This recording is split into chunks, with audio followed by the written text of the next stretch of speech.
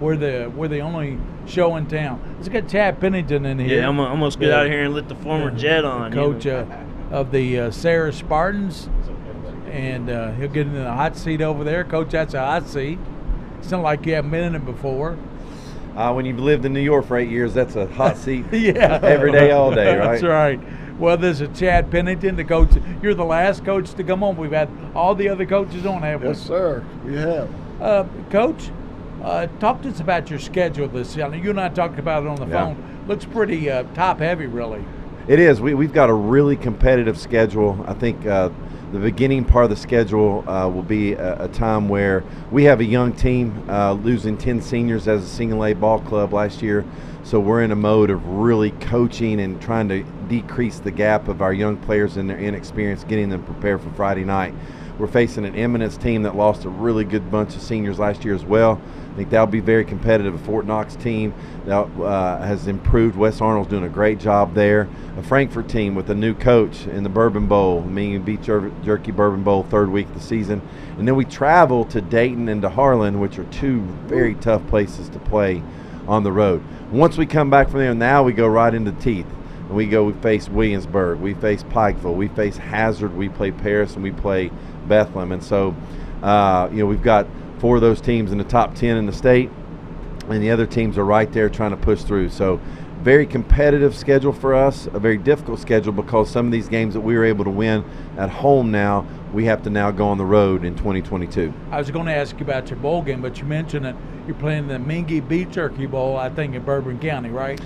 So what happened was Coach Jones called me, and their piece or portion of the Bourbon Bowl got moved to week 4. Frankfort and Sayre could not move to week 4 because we have a conflict. So we're going to play that part of the Mingy Beef Jerky Bowl at Sayre. Frankfort's going to come to Sayre. Okay. And so we're going to take care of Coach Atchley and his team program, make sure they're taken care of, and it's going to be a very exciting game. I got to ask you about a couple people that are near and dear to me that play at Sayre. First kid is Jack Bernard. His dad and I are very good friends. His dad's a vet in town. And the other kid, his dad is my urologist, Dr. Slayball. Yes. And you know who that kid he's they're going to be key players for this year. Absolutely. Jack Bernard, a big kid, big lineman, D lineman for us, has really excellent feet. Very quick feet, light on his feet, can move really well, playing right tackle on offense, defensive tackle, and nose guard on defense. Excited about his improvement. Has gotten much stronger this year. Did a really good job in our scrimmage last week of getting a great defensive line push. And then Charlie Slayball is a multi-sport athlete, an excellent baseball player, has really grown into his body. He's sitting there about 6 feet, 6'1", 185 pounds. Does it all for us. We've moved him to inside linebacker, played strong safety for us last year. And so now he's playing inside linebacker, kind of in that Jackson Marshall mode. Yeah. And that type of Swiss field. knife. Yeah, can do a little bit of everything. Yeah. So we're excited about both of those players.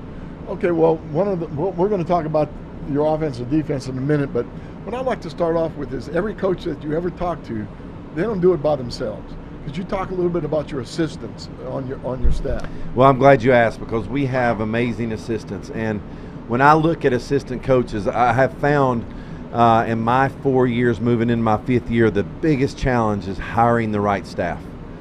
Hiring a staff that is selfless, that cares about the kids first. It's not about them. It's not about them just wearing a hat on Friday night. They're willing to get their hands dirty, get in the trenches with the kids, lay out dummies, set up drills, and we have an excellent staff. It first starts with our associate head coach, Tim Rose, over 30 years of experience in the middle school and the high school ranks. And he's my big picture guy. Helps me really look at the big picture. Does a great job with our skilled players as well. And it starts with Tim. He's been with us since we rebooted the program in 2018. Very fortunate last year to bring over Brian Washington from Paris. Brian has just done an amazing job, number one as a defensive coordinator, but also being a head coach for 11 years at Paris. He can see things through my eyes, and he gives me just great advice, keeps me calm, helps me work through things, which is amazing. Love Coach Washington. Had a great addition last year with Austin Arnold, a guy who's from Knoxville, Tennessee, believe it or not, where I'm from. Played at center, graduated in 2017, an excellent technician on the line of scrimmage, offensive line, defensive line. our guys really love him. Marco Wingate. Marco's the guy who I got to know through youth football. Competed against Marco. He's our Swiss Army knife. Does everything. Can see the next step. Get the next drill set up. Knows what I need. Thinks the way I think. I really enjoyed Marco. Joe Conley is a guy who helps us more on the youth side, but helps us on Friday night as well. Joe and I have coached since 2013 in youth ball, and so he's a guy that, as far as that energy guy, that passion guy that the kids can really gravitate toward, have really enjoyed him as well. And this year we have been able to bring on Jim Marshall, who's Jackson Marshall's dad, and went through the program as a father. Jim played at Marshall University in the 80s, contacted me this year and said, Coach, you know what, the program's done so much for my family. I love an opportunity to give back and to coach. And so he's working with our defensive backs and our tight ends. An amazing person, number one. I mean, if you want your young man to model someone, you want them to model Jim Marshall. And so that's been really good. And so we're excited about our staff. That's a good group. And I like the fact that you have people that they can do things before you ask them to do it. Oh, you know my what goodness. I mean? Absolutely. That's the key. You know, there's always coaches, Gary, that'll do, when you ask them to do something, they're going to do it. But there's a few that know what you're thinking. Yeah. And why don't we, I already got it set up, Coach, you know, that type of That is music to a head coach's ear when they already have something set up. They've thought about the next step. Oh, it's amazing. That's because the less you have to do, you know, Yes. the less you have to do as a head coach, that's better for you. Oh, absolutely. And coaching single A ball where you have smaller staffs anyway, we're coaching both sides of the ball. We're coaching special teams. We're just like our players. Our players play both sides of the ball.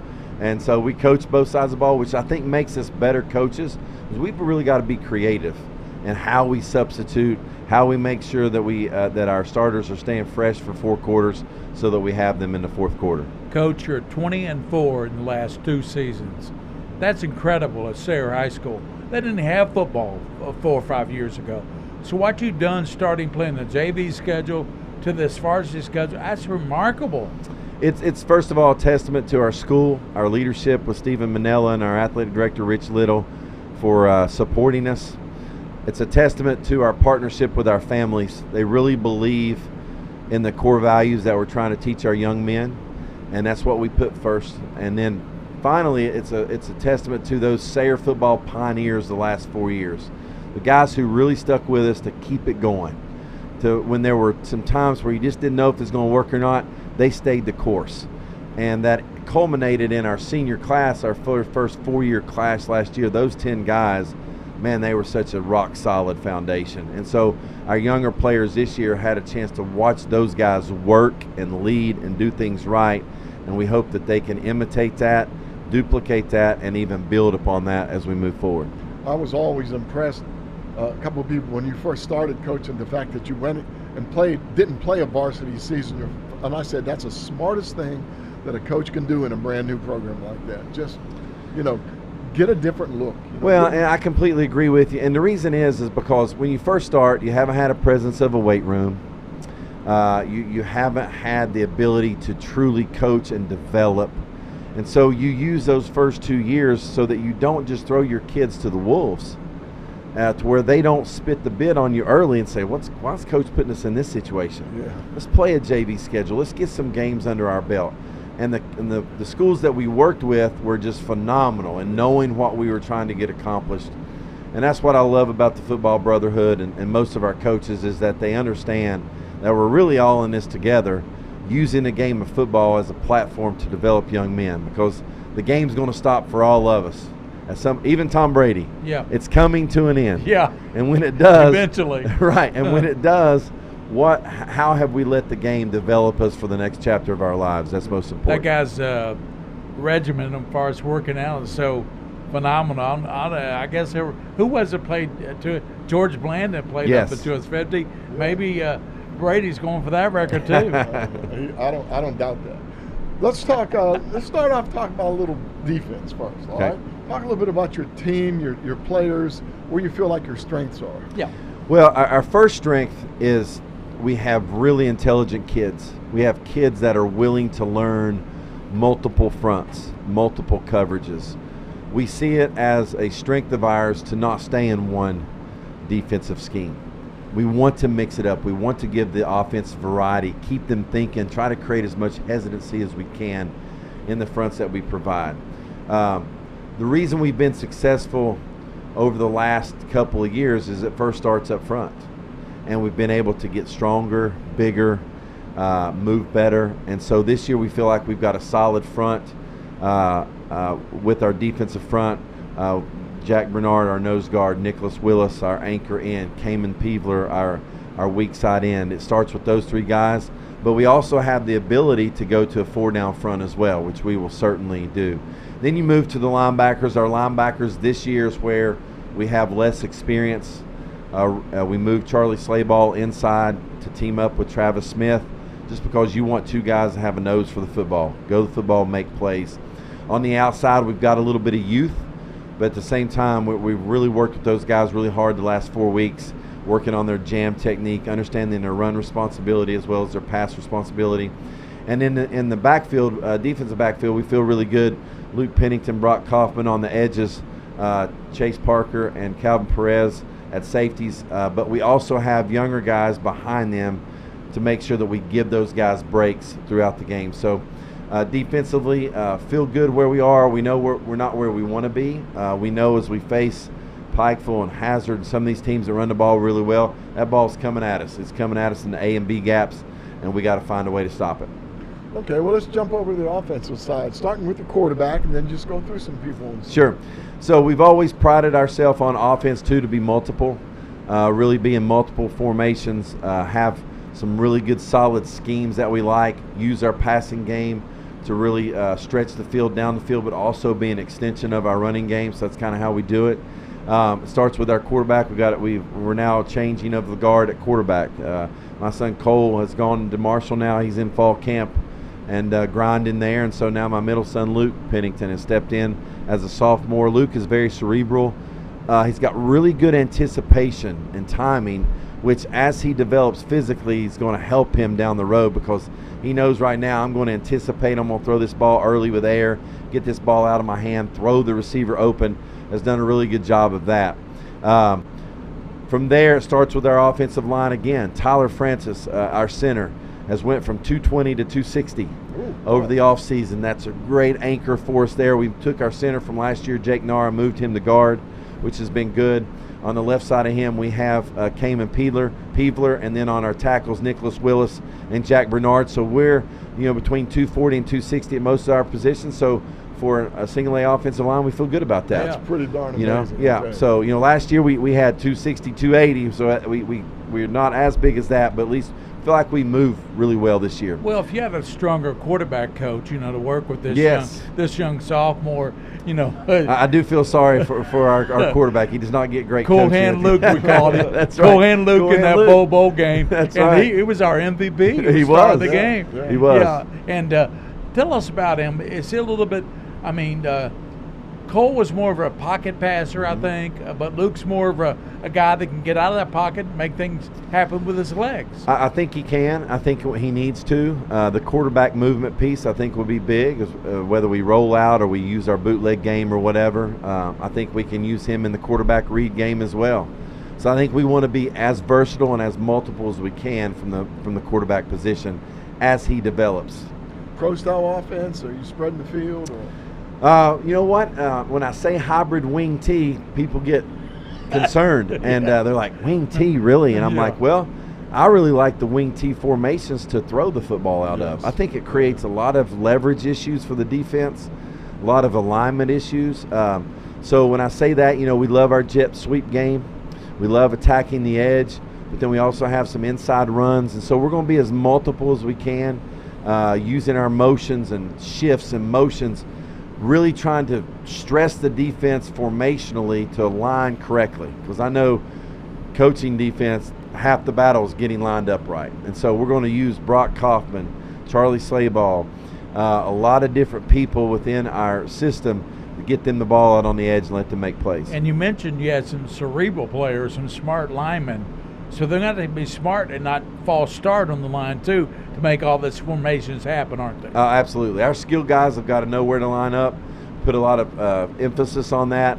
But our linemen have got to really work in tandem. To me, that's one of the most important coaches you can hire as a line coach, because he's not coaching one position, he's coaching 5. Right. And they've got to work together as a single unit. And Austin has done a great job in teaching that and really relaying the information that he has with his technical skills and making it simple for our guys to understand and execute. So Luke, you're going to be running some jet sweeps and things like that. Have you worked? I'm sure you have, but worked with him on hiding the ball a little bit and that sort of thing. The best teams that I've seen that run the ball a lot, the quarterback's a magician. Yes. Like you did with Ben, right? Well, Ben was pretty good. Yeah. And that's one thing that I actually learned, speaking of hiding the football.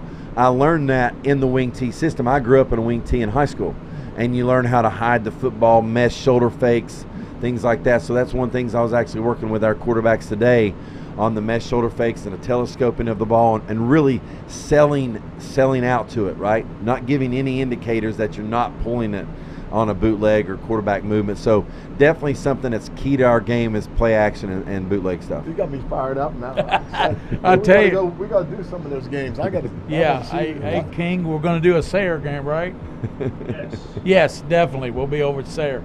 I love coming over there, Coach. You guys are so hospitable to us and make us feel so comfortable. And the I love facility. coming to Sayre. You got a great facility now, so there's not much you don't have. Well, we've got a gym over there that we're just trying to add and improve to every year. This year we spent $8,000 on our game field, where we added a top dressing with our sand, which has increased the draining so well. I mean, we can have a monsoon come through there in 30 minutes. It's dry. So we're excited about that. We're excited about our partnerships with our booster club, and just trying to continually improve every year. Just take another step in improving the facility and doing what we need to do to provide the best experience, not only for football, for all of our sports. That's a 55-acre complex. We have a lot of student athletes over there: soccer, lacrosse, track, tennis, baseball. We want to serve all of our people. And Coach, what about? We haven't talked about it much, but I like to ask this question. What about your special teams, your kickers, your punter, and your return people? You know what? We've been very fortunate in 4 years to have a great kickers, and it's 2 brothers. Trey Atkins was our kicker in 18 and 19. Brady Atkins has been our kicker since 20 and 21, and he's moving into his senior year. Both of them have had very strong legs, very accurate legs.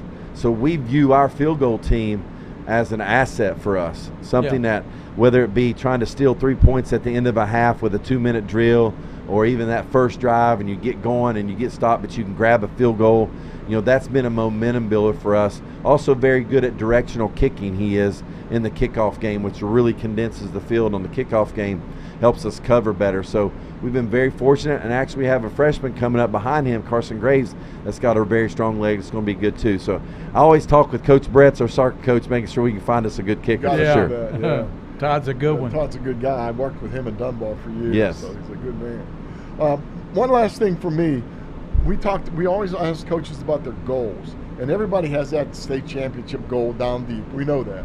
But the fun thing that I've learned talking to 7 other coaches, or 8 other coaches, is that they talk about their goals as it progresses during the season. Yes. And one coach specifically said, one thing we want to do is get better in the second half than we did in the first half. No question. We had problems in the second half. Yeah, Dunbar started 1-4 last year, then finished strong. Yes. 5 goals, win the home opener, right? Yeah. Come out with a bang, win a home opener, school starting. Let's get the school spirit going, the environment going. Let's defend our home turf. Your schedule's scrolling across the bottom there now, Coach. Number 2, win the Bourbon Bowl. Anytime you're playing for a championship, regardless of what it is, you want to try to win that. That's right. Number 3, have a winning record at home. Be a good home team. Number 4, have a winning record on the road. Be road warriors. Go on the road and win football games. Yep. Number 5, let's win our first playoff game. Let's do that. Let's come away with a playoff win. I think those are stretch goals, but they're realistic goals for our team and where we are. They can be accomplished, but all 5 of them have a chance not to be accomplished either. And so you got to find that balance of setting goals that are stretch goals, that are goals that challenge your team, but are realistic as well. I love those 5 goals. Coach, I know I've asked you this before when I've been out to Sayre High School, but as quarterback for the Jets and now coach at Sayre High School, I know kids are kids, and kids are always going to be 16, 17-year-old kids.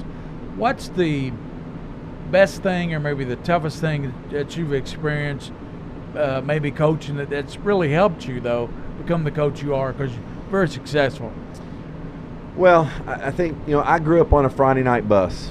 My heroes were my dad's high school football players. I saw the impact that he made on them when they attended his celebration of life service, and how many former players came back to talk to me and my family about what my dad meant to them.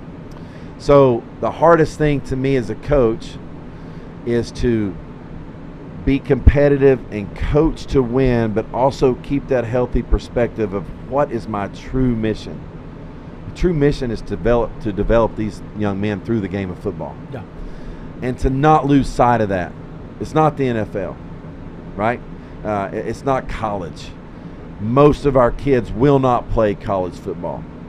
So I've got to make sure that I have that healthy balance of, yes, we're trying to win, we're being competitive, we're pushing our kids to the nth degree, but when they walk away, regardless of what that scoreboard says, they say, Coach prepared me for my next challenge.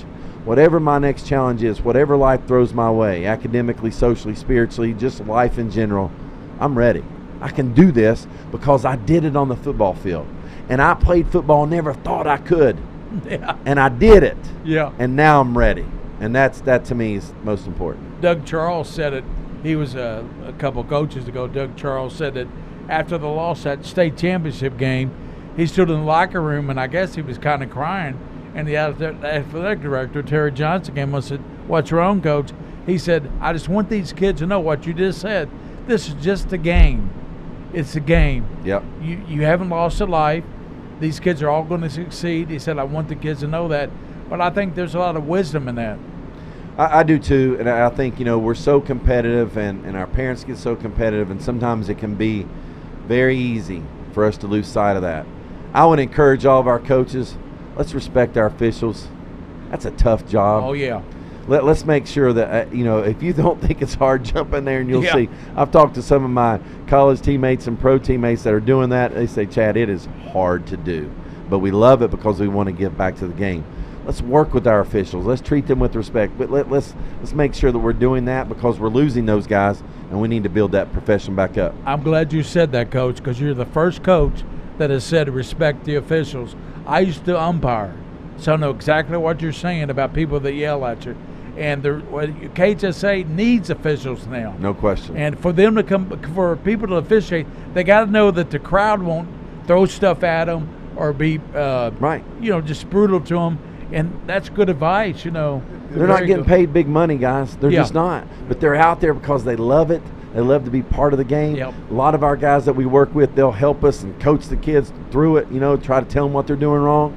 So I just think we've really got to set the tone as coaches on that. Right. And I think what will happen is coaches like you and the other coaches we've talked to, maybe some of their players, they don't go to they don't play in college. Yes. They can become officials and Absolutely. be part of the game.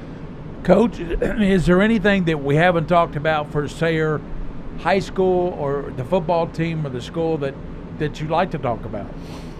Well, I think, what we've tried to do in 4 years, first of all, through football, we've been able to pour in over $750,000 into our athletic program. Wow. With lights, bleachers, press boxes.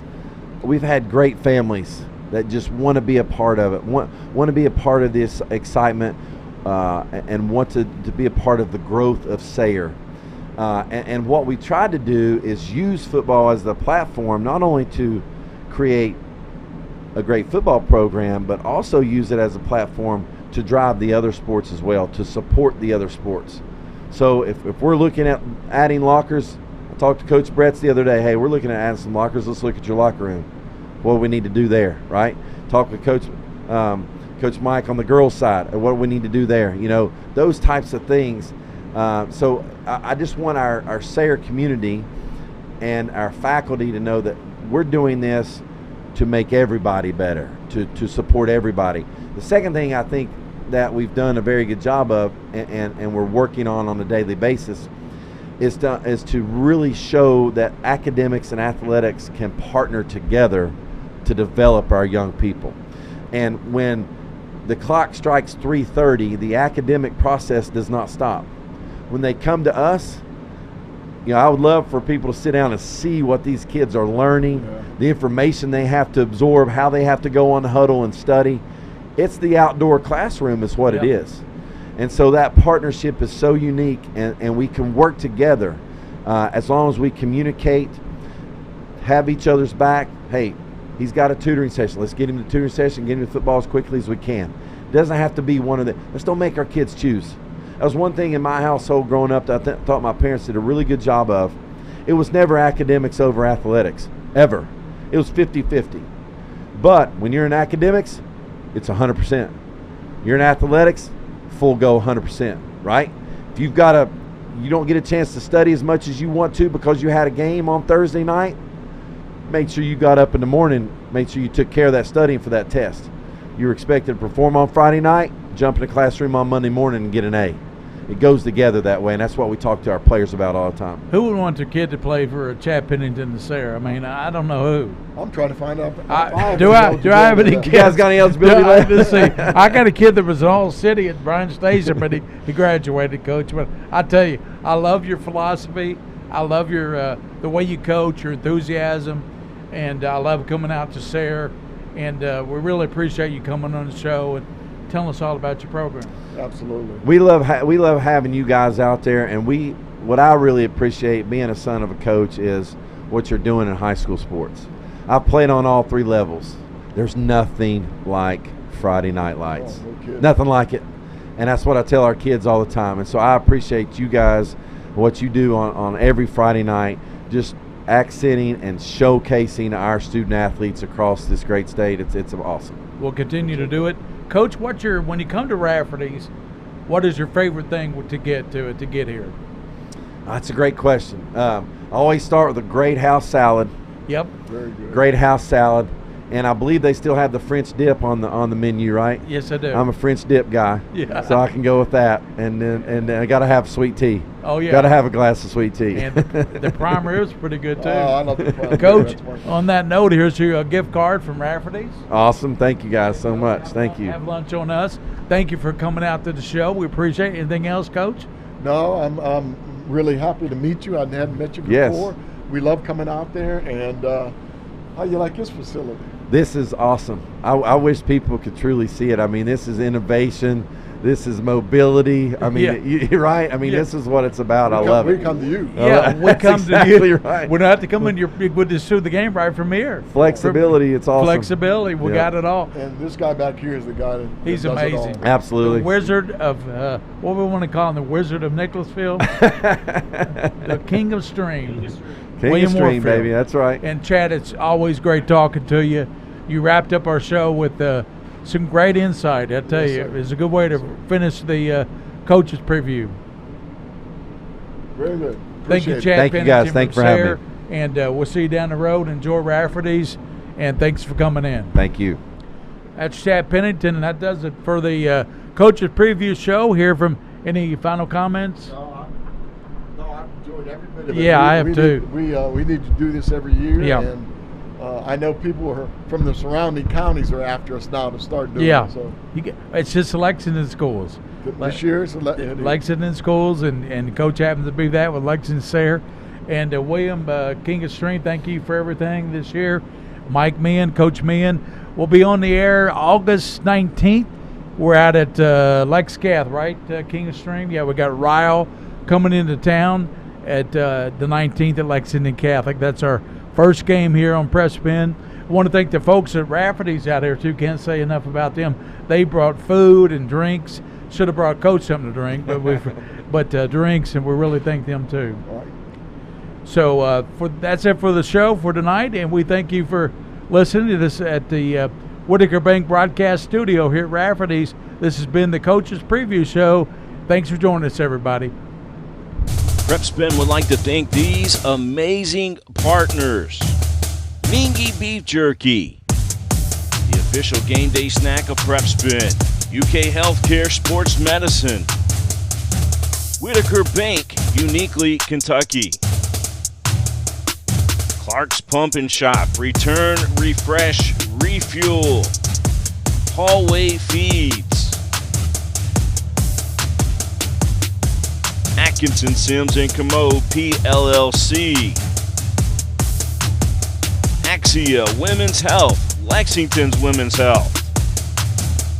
The BIM Group. Crown Trophy. Howard Real Estate. Ken's Autos over in Paris. Jimmy's Kentucky Roadshow. Lexington Diagnostic Center and Open MRI. New South Professional Wrestling. Rafferty's. White Greer and Maggard Orthodontics. Hello Garage of Central Kentucky. And by the Scholastic Ball Report, celebrating 20 years on TV.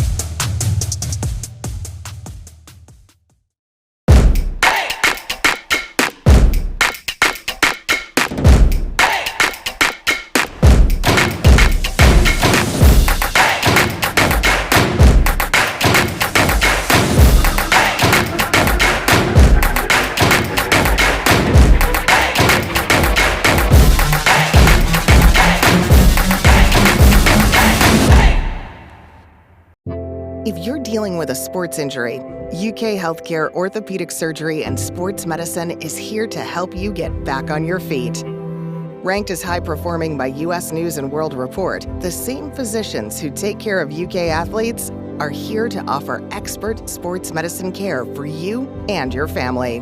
UK Healthcare Orthopedic Surgery and Sports Medicine, official healthcare provider for the KHSAA.